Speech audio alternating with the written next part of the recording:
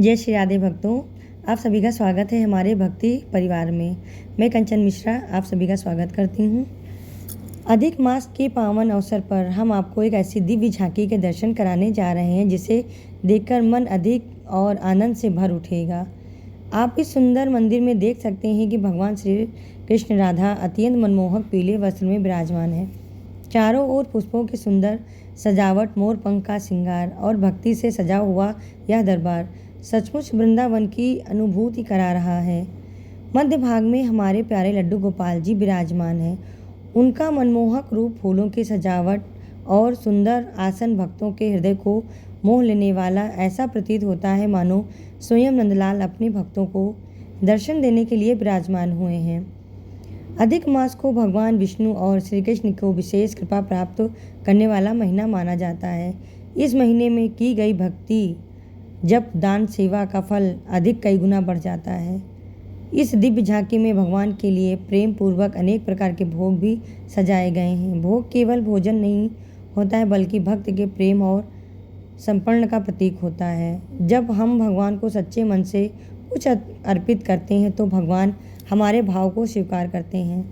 मंदिर के दोनों ओर सुंदर झूला सजाया गया है जो हमें श्री कृष्ण की बाल लीलाओं की याद दिलाता है। झूले की यह सजावट वातावरण को और भी भक्तिमय बनाता है।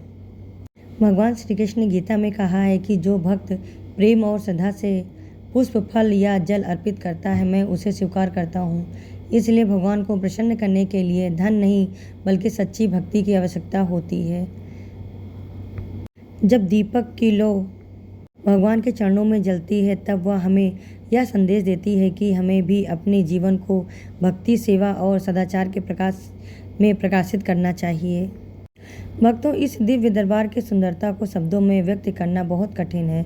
चारों ओर फूलों से मनमोहक सजावट की गई है जो पूरे मंदिर को एक अलौकिक रूप प्रदान कर रही है। भगवान के चरणों में प्रेम पूर्वक सजाए गए भोग, दीपक की मधुर ज्योति और भक्तिभाव से सजा यह दरबार मन शांति और आनंद से भर देता है। आप देख सकते हैं कि लड्डू गोपाल का आसन भी अत्यंत सुंदर ढंग से सजाया गया है। उनके चरणों और फूलों की मालाएं और श्रृंगार के सामग्री भक्तों के प्रेम समर्पण को दर्शाती है। मंदिर के दोनों ओर सजे हुए झूले इस झांकी की शोभा को भी मानो पूरा वातावरण भगवान श्री कृष्ण की बाल लीलाओं का स्मरण कर रहा हो। अधिक मास में भगवान का श्रृंगार और दर्शन करना अत्यंत शुभ माना जाता है। मानता है कि जो भक्त श्रद्धा और विश्वास के साथ भगवान के दर्शन करता है उसके जीवन में सकारात्मक ऊर्जा और आध्यात्मिक उन्नति का मार्ग खुलता है। इस झांकी में हर एक सजावट, हर एक फूल और हर एक दीपक भगवान के प्रति अटूट प्रेम और भक्ति का संदेश दे रहा है। वास्तव में ऐसी झांकी केवल आंखों को ही नहीं बल्कि आत्मा को भी आनंद प्रदान करती है। भक्तों, जब हम भगवान के इस सुंदर स्वरूप का दर्शन करते हैं तो मन के सभी विकार धीरे धीरे शांत होने लगते हैं और हृदय में भक्ति का भाव जागृत होता है।